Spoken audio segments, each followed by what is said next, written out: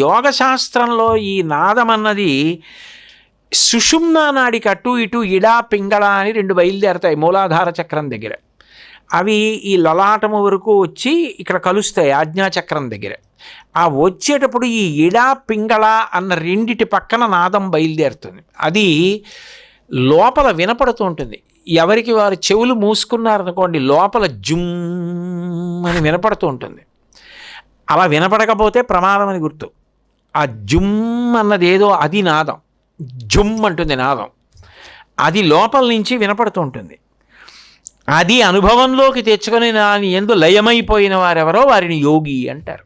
దాని యందు లయమైపోయి ఉండిపోతాడు యోగి. మళ్ళీ అందులోంచే బహిర్ముఖుడు అవుతాడు.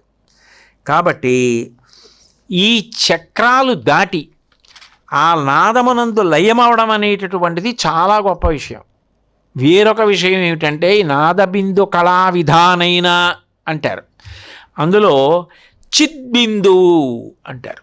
చిద్బిందువు అంటే బుద్ధి అని. చిత్ అంటే చైతన్యం. చైతన్యం నిజానికి బిందువుగా ఏమి ఉండదు. అది అంతటా ప్రసరించి ఉంటుంది. తెలుసుకొనుట చైతన్యం. కతిచనచిదానందలహరి అంటారు శంకరాచార్యుల వారు. అంతటా తెలుసుకునే శక్తిగా ఉంటుంది. దాని చేత అన్నీ తెలుసుకుంటుంటాయి. అది పడితే కన్ను చూసి తెలుసుకుంటుంది. అటువంటి చైతన్యంలో ఒక బిందువునకు బుద్ధి, చిద్బిందువు అని పేరు బుద్ధికి. ఈ చిద్బిందువు ఏం చేస్తుంటుందంటే జ్ఞానేంద్రియ కర్మేంద్రియాల్లోకి వెళ్ళి వృత్తి రూపాన్ని పొందుతూ ఉంటుంది. అంటే ఇప్పుడు నేను ఈ కంటితో ఇలా చూసి ఆయన జగ్గారావు గారు అంటుంది. అంటే రూపాన్ని బట్టి నామాన్ని తెలుసుకుంటూ ఉంటుంది. దాని వలన సుఖానుభూతులను పొందుతూ ఉంటుంది. ఎందుకని? ఇప్పుడు చూడండి, ఒక సముద్రములో ఉన్న నీటిని సూర్యుడు పీల్చినాడు, మేఘమైనది, మేఘము వర్షించినది, వర్షింపబడిన నీరు నదిగా ప్రవహించినది, నది ఏరైనది, ఏరు కాలవైనది, కాలవ పిల్ల కాలవైనది, పిల్ల కాలవ పొలములోకి వెళ్ళినది, అక్కడ పండినది, పంట నేను తిన్నాను.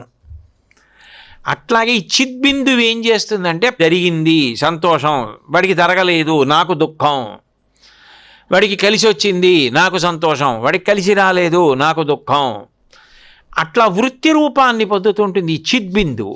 దీనికి ఒక లక్షణం ఉంటుంది యోగశాస్త్రంలో, ఇది నిరంతరం తిరుగుతూ ఉంటుంది. అది చిద్బిందువు యొక్క లక్షణం. దీన్ని హంస అని పిలుస్తారు. ఈ చిద్బిందువుని హంస అని ఎందుకు పిలుస్తారంటే హకారం అంటే బ్రహ్మ చైతన్యం, నిజానికి మొత్తం చైతన్యం. అందులో ఒక బిందువు బుద్ధి రూపాన్ని పొందింది.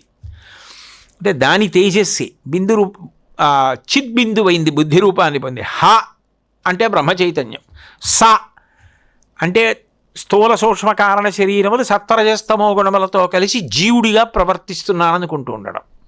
అందుకే మీరు చూడండి, పురుష సూక్తం చెప్పినా స్త్రీ సూక్తం చెప్పినా ఈ హాసాలతో మొదలవుతుంది. పురుష సూక్తం చెప్పారనుకోండి, సహస్రశీర్ష పురుష సహస్రాక్ష సహస్రపాత్ అని మొదలవుతుంది. ఎందుకంటే ఇది పురుషుడు, బ్రహ్మము, శక్తి, కదలిక, జీవుడు. అమ్మవారి అనుగ్రహం పడే వరకు ఆ మాయలోనే ఉండాలి. అందుకని హిరణ్యవర్ణాం హరిణీం సువర్ణ రజతస్రజాం హకారంతో మొదలవుతుంది. ఈ హాస హంస పూర్ణత్వం పొందితే చిద్బిందువు హంస అవుతుంది. హంస అయి ఇక్కడ హృత్పుండరీకం అంటారు. చూడండి, మంత్రపుష్పంలో చెప్తారు కదా, నీవారస్సూకవత్తన్వీ పీతాభాస్వత్యనూపమా అని. ఇలా కిందికి వంగినటువంటి కమలం ఒకటి ఉంటుంది, హృత్పుండరీకం పురమధ్యసక్తం అని. ఇక్కడ ఈ పురం మధ్యలో ఇక్కడ ఇలా కిందికి వంగి ఉంటుంది ఆ కమలం. దానికి రేకులు ఉంటాయి. ఆ రేకుల మీద తిరుగుతూ ఉంటుంది ఈ చిద్బిందు అన్న హంస. ఇది తిరిగినప్పుడు ఏం చేస్తుందంటే తూర్పుకి ఒక రేకు ఉంటుంది. ఆ రేకు మీద చిద్బిందువు హంస నించుందనుకోండి, బుద్ధి నించుంటే పుణ్యచింతన చేస్తుంది. అది ఒక రేకు మీద ఉండదు, అది నిరంతరం రేకుల మీద తిరుగుతూ ఉంటుంది. తూర్పు రేకు మీద ఉన్నప్పుడు పుణ్యచింతన. దీన్ని ఎప్పుడూ ఈశ్వరానుగ్రహంతో మార్చుకోవాలని చెప్పడమే అష్టదళ పాద పద్మారాధన. నిజానికి తూర్పు రేకు మీద ఉంటే పుణ్యచింతన, దక్షిణం రేకు మీదకి వస్తే దుష్టబుద్ధి వస్తుంది, ఎవరికో ఏదో అపకారం చేద్దామన్న ఆలోచన. పశ్చిమం మీద ఉంటే వినోదంతో సంతోషంగా గడుపుదాం, మనోల్లాసం కలగాలని కోరుకుంటుంది. ఉత్తరం మీదకి వెడితే సంభోగాన్ని కోరుతుంది. స్త్రీ అయితే పురుషుణ్ణి, పురుషుడైతే స్త్రీని కోరుకుంటారు. ఈశాన్యం మీద నిలబడితే ఈశాన్యం రేఖ మీద ధనార్జన చెయ్యాలని కోరుకుంటుంది. ఆగ్నేయం రేకు మీద నిలబడితే నిద్ర అలసత్వం పొందుతుంది.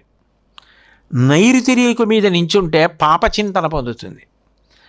వాయువ్యం రేకు మీద నించుంటే ప్రయాణం చెయ్యాలని కోరిక పుడుతుంది. విసుగొస్తోంది, ఎక్కడికన్నా వెళ్ళొద్దాం, ఏదన్నా ఊరు వెళ్ళొద్దాం, ఎప్పుడు ఇక్కడే అనిపిస్తుంది. వెళ్ళిన తర్వాత అబ్బా తిరగలేక విసుగ్గా ఉంది, వెళ్ళిపోదాం అనిపిస్తుంది. రాక పోక అంటారు, అంటే వెళ్ళుట వచ్చుట దీని మీదకి పోతుంటుంది దృష్టి. అదో ఆనందం అలా తిరగడం. అందుకని రాకపోకల మీద కడుతుంది వాయువ్యం రేకు మీద బుద్ధి నించుంటే. ఆ పుండరీకం, హృత్పుండరీకం, ఆ తామర పువ్వు మధ్యలోకి వచ్చి నించుందనుకోండి, వైరాగ్యం కలుగుతుంది.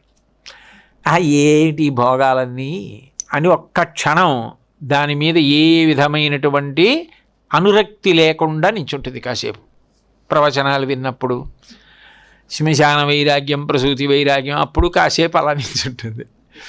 అలా నించుంటే పుష్పము యొక్క మధ్య భాగంలో నించుందని గుర్తు. కేసరముల యందు నిలబడింది అనుకోండి, కేసరములు ఉంటాయి కదా తీగల్లాగా, ఆ కేసరముల యందు నిలబడితే జాగృతిని పొందిందని గుర్తు. ఇంద్రియాలన్నీ పనిచేస్తున్నాయి. ఇప్పుడు మనం ఉన్న అవస్థ అంటే మనందరం ఇప్పుడు కేసరముల యందు ఉన్నామని గుర్తు, అంటే జాగృతిలో ఉన్నాం. కర్ణిక యందు నిలబడింది అనుకోండి, స్వప్నావస్థలో ఉందని గుర్తు. అంటే అప్పుడు ఇంద్రియములన్నీ కూడా వెళ్ళిపోయాయి ఆత్మలోకి, మనసు ఒక్కటే తెలివిగా ఉంది. ఇంకా అది పూర్వం తనకున్నటువంటి సంస్కారాన్ని బట్టి సృష్టించి అనుభవిస్తూ ఉంటుంది, అది స్వప్నావస్థ. కాడలోకి వెళ్ళిపోయింది అనుకోండి, సుషుప్తి. చిద్బిందువు అప్పుడు ఏం చేస్తుందంటే చిత్తు ఎందుకు కలిసిపోయింది, అందునప్పుడు ఇంకా ఏమీ తెలియదు, ఏమీ తెలియదని తెలుస్తుంది. లేచిన తర్వాత ఎంత అయింది అంటాడు. ఎంత అయింది అంటే గడియారం వంక చూస్తాడు. పడుకున్నప్పుడు 9:30 అయింది, వార్తలు విని పడుకున్నాను, 3ంటికి లేచాను, అబ్బా ఎంత నిద్ర పట్టిందో అంటాడు. అంటే ఈ మధ్యలో తనకి ఏమీ తెలియలేదని తెలుసుకుంటున్నాడు. అప్పుడు అది జ్ఞానం ఎలా అయింది? సుఖమే కానీ తెలియదు. తాను చైతన్యములోకి వెళ్ళిపోయి ఉండిపోయాడు అనుకోండి, అది సమాధి, అది బ్రహ్మము, అది ఆత్మని అనుభవం. ఈ వెళ్ళిపోయినటువంటి వాడు సుషుప్తిలోకి వెళ్ళిపోతాడు. దీనికి ఏం చేస్తారంటే ఊపిరిని ఆధారం చేస్తారు యోగంలో. రేచకము, పూరకము, కుంభకము అని పీల్చడం, వదలడం, నిలబెట్టడం ఊపిరిని. దాని ద్వారా ఈ చిద్బిందువుని తీసుకెళ్ళి హృదయ పద్మంలో రేకుల మించి తిప్పి మధ్యలోంచి తీసుకెళ్ళి ఆ నాళంలో ప్రవేశపెట్టి చైతన్యమునందు కలుపుతారు. ప్రయత్నపూర్వకంగా సుషుప్తిలోకి వెళ్ళినట్లు కాదు, కాడలోకి వెళ్ళిపోయి చైతన్యంలోకి కలిసిపోతుంది. కలిసిపోతే అప్పుడు తెలుసుకుంటున్నదేదో అది నేనైపోయి ఆనంద ఘనమైపోయి నిలబడిపోతాడు, ఆత్మవస్తువు అయిపోతాడు. అది నాదబ్రహ్మం అని పిలుస్తారు ఆ స్థితిని. ఇన్ని రకాలుగా అనుభవించవలసిన యోగ స్థితి ఏది ఉన్నదో అటువంటి దాన్ని నాదబిందు కళాభిజ్ఞత అని పిలుస్తూ ఉంటారు. ఈ కళాభిజ్ఞత అన్న మాట రావడానికి కారణం ఎందుకు వచ్చింది అంటే ఇది ఆనందమయ కోశాన్ని అంతటినీ కూడా ఆవరించి ఉంటుంది కాబట్టి, ఈ చైతన్యం తద్భాస పడుతుంటుంది కాబట్టి కళ అన్న మాట వచ్చింది. ఈ యోగములన్నీ కూడా శంకర భగవత్పాదులకు కరతలామలకములు. ఇవేవి ఆయనకి తెలియనివి కావు, ఇవన్నీ ఆయన మాట్లాడారు. యోగతారావళిలో ఆయన మాట్లాడినవి శ్లోకాలు చదువుతుంటే అసలు ఇవి ఏంటి, అసలు ఇవి మనం ఎప్పుడూ విన్నామా అని అనిపిస్తుంది. అంత గొప్ప గొప్ప విషయాలు ప్రతిపాదించారు. అంటే ఇంకా అంత గొప్ప యోగి, ఇంకా అంతగా అన్ని విషయాలు తెలిసినవారు లోకంలో అలా అర్థమయ్యేటట్టు మళ్ళీ దాన్ని బోధించాలి. తనకు అర్థమైపోయి ఊరుకుంటే కాదు, కనీసం అర్థమైనట్టు ఉండాలి. పోనీ ఇప్పటికైనా కొంచెం ఏదో అర్థమైందండి అనిపించాలి. అట్లా చెప్పాలంటే అది శంకర భగవత్పాదులకి సాధ్యం. నాదబిందు కళాభిజ్ఞాయ నమః, అంతటి మహానుభావుడు శంకర భగవత్పాదులు అని. కాబట్టి అటువంటి శంకరులు యోగి హృత్పద్మ భాస్కరాయ నమః. యోగము అన్న మాటకు అర్థం ఏమిటి? యోగుల యొక్క హృదయమనబడేటటువంటి పద్మమునకు ఆయన భాస్కరుడు, సూర్యుడు. పద్మము వికసనమును పొందాలంటే ఏది ఉన్నా వికసించదు. ఒక్క సూర్య భగవానుడు ఉదయిస్తే మాత్రం వెంటనే సూర్యకిరణములు పడగానే పద్మం వికసిస్తుంది. యోగులందరి యొక్క హృదయములన్న పద్మములు వికసనాన్ని పొందుతాయిట శంకర భగవత్పాదుల పేరెత్తగానే.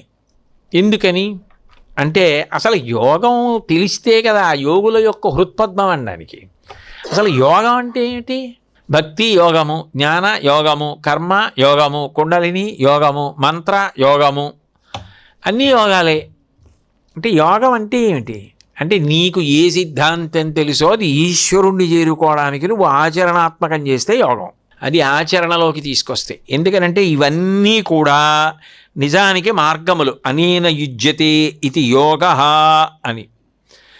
సంసారము నుండి విడివడి ఈశ్వరుణ్ణి చేరుకోవడానికి అనుష్ఠాన పర్యంతంలోకి నీకు తేలికగా తెచ్చుకున్న మార్గమేదో ఆ మార్గమునకు యోగమని పేరు. అందుకని ఇవన్నీ యోగములే అయ్యాయి. ఇప్పుడు ఈ యోగములు అనేటటువంటివి నిజానికి కైవల్య గృహదారులు. కైవల్యం అంటే జీవాత్మల యొక్క కలయిక. కైవల్య గృహమునకు వెళ్ళడానికి ఇవి దారులు. కైవల్య గృహము అని ఒకటి ఉందనుకోండి, ఒక గొప్ప సౌధం. అక్కడికి వెళ్ళాలి, అక్కడ ఎవరో ఉన్నారు, వాళ్ళని కలవాలి, వాళ్ళని చూడాలి. అందుకే వాళ్ళని కానీ చూశారనుకోండి వాళ్ళే మీరైపోతారు. బ్రహ్మవిద్ బ్రహ్మైవ భవతి. వాళ్ళని చూసినా వాళ్ళని తెలిసినా మీరు వాళ్ళు అయిపోతారు. అదో చమత్కారం. ఇది బల్లని తెలిస్తేనే బల్లైపోను, కానీ బ్రహ్మము తెలిస్తే బ్రహ్మం అయిపోతాడు. ఆ కైవల్య సౌధానికి వెళ్ళడానికి ఎన్నో దారులు. ఎవరు ఏ దారిలో వెళ్ళగలిగితే ఆ దారిలో పెడతారు. సామర్లకోటలో దిగి కాకినాడ వెళ్ళాలండి, అలా వెళ్ళచ్చు. ఆటో ఎక్కి వెళ్ళొచ్చండి, లేకపోతే చాలా బస్సులు పెడతాయి, వెళ్ళచ్చు. మీకు చాలా సమయం ఉంటే, కాసేపు కాలక్షేపం చేద్దాం అనుకుంటే రైల్వే స్టేషన్కి వెళితే ఎప్పుడు 2-3 గంటలకు ఒక రైలు కాకినాడ వెళ్ళేది రావచ్చు. అప్పుడు అందులో కూడా వెళ్ళచ్చు. లేదు మీ అంతటా మీరు డబ్బుంటే ఒక కారులో వెళ్ళచ్చు, అద్దెకి తీసుకుని దానికి సొమ్ము చెల్లించి వెళ్ళచ్చు. లేదు మరి చెప్పుకుంటూ ఉంటారు, సామర్లకోట కాలువ దగ్గర వెనకాతల ఒక బండరాయి పక్కకి తీస్తే ఒక సొరంగం ఉందని, ఆ సొరంగం కాకినాడ వస్తుందని చెప్తారు. నేను ఎప్పుడూ వెళ్ళలేదు, అందులో కూడా వెళ్ళొచ్చుట. అంటే నేను సొరంగంలో వెళ్తాను అన్నారనుకోండి, మీకు సమర్థత ఉంటే వెళ్ళండి, ఎవరొద్దన్నారు? మీ సౌలభ్యం మీ సమర్థతని బట్టి మీరు మార్గాన్ని ఎంచుకుంటారు. కైవల్య గృహానికి వెళ్ళడానికి కూడా దారులు ఉంటాయి. కానీ ఒక్కటి గుర్తుపెట్టుకోవాలి, ఏ దారిలో వెళ్ళినా ఆ ఇంట్లో ఉన్న ఆయన్ని చూడడం మాత్రం ఆ ఇంట్లో ఉన్న ఆయన అనుగ్రహాన్ని బట్టి ఉంటుంది. ఇల్లు తెలుస్తుందేమో మీకు, ఆయన ఉన్న ఇంటికి దారి మీకు తెలియచ్చు. ఆ ఇంట్లోకి వెళ్ళడానికి తాళాలు వేసి ఉంటే 2 గేట్లు, మీరు లోపలికి ఎలా వెళ్తారు?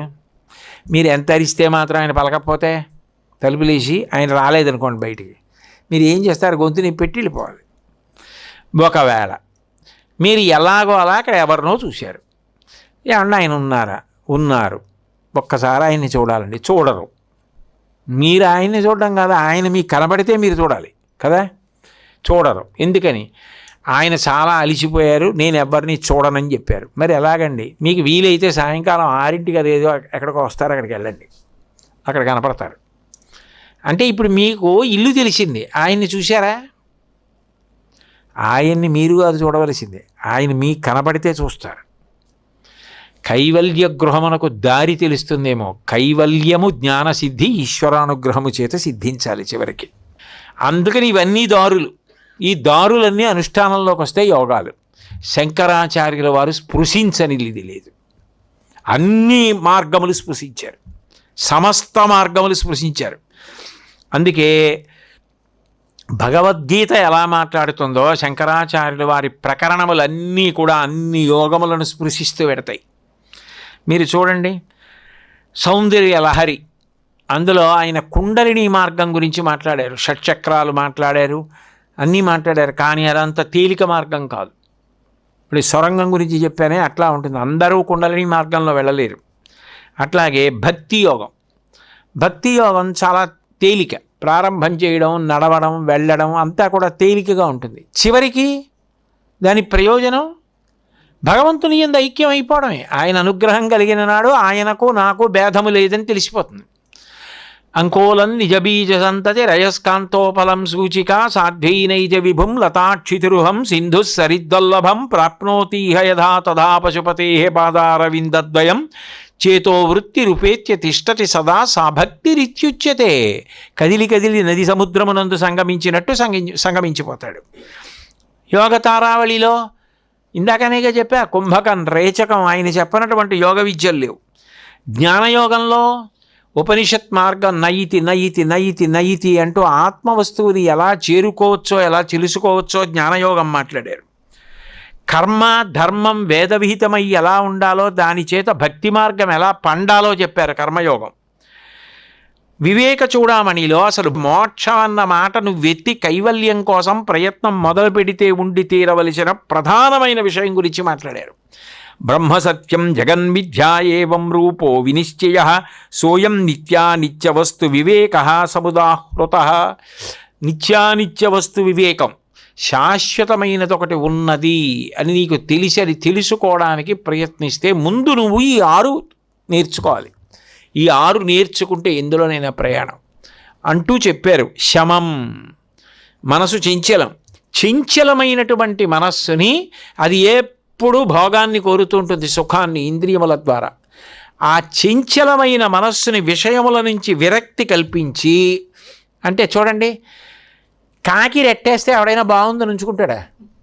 కాకి రెట్టని ఎంత తొందరగా వదిలిచేసుకుంటాడో అంత తొందరగా విషయముల నుండి విరక్తి పొంది తన స్వస్థానమైన ఈశ్వరుని యందు అనురక్తి పెంచుకుంటే దానిని శమము అని పిలుస్తారు, అంతరింద్రియ నిగ్రహం. ఇందులో మనసుకున్న లక్షణం ఏమిటంటే కనీసం అది ఏమిటో తెలుసుకుంటూ ఉంటుంది. ఆ మనసు ఇది అని పట్టుకుంటుంది. ఈమె స్త్రీ, ఇది పురుషుడు, ఇది బంతి, ఇది పువ్వు, అలా పట్టుకుంటుంది. ఇంద్రియాలు ఏం చేస్తాయంటే యుక్తాయుక్త విచక్షణ ఏమి చెప్పవు. అది మనసుతో కలిస్తేనే లోపలికి వెళ్ళి దొరుకుతుంది, లేకపోతే పట్టుకోదు. ఇప్పుడు కన్ను ఉందనుకోండి, నేను మా ఇంటి నుంచి బయలుదేరి ఇక్కడికి వచ్చేటప్పుడు అనేకం చూస్తాను, అవన్నీ లోపలికి వెళ్ళవు. మనసు కన్ను కలిసే అనుకోండి, ఎక్కడ నిలబడిందో అది లోపలికి వెళ్ళి నించుంటుంది. అది మాత్రం నాకు జ్ఞాపకంలో అలా ఉండిపోతుంది. ఎందుకు ఉండిపోయిందంటే అది నా మనసుని తాకిందని గుర్తు. అంటే మనసు ఇంద్రియములు కలిస్తే, అందుకని ఇంద్రియములను వెళ్లకుండా చేయడం. ఇప్పుడు కన్ను వెళ్ళిపోతోంది అనుకోండి, దానివల్ల కదా మనసు మీద ప్రభావం పడిపోతుంది. అందుకని అసలు కన్నటు చూడకుండా ఆపడం.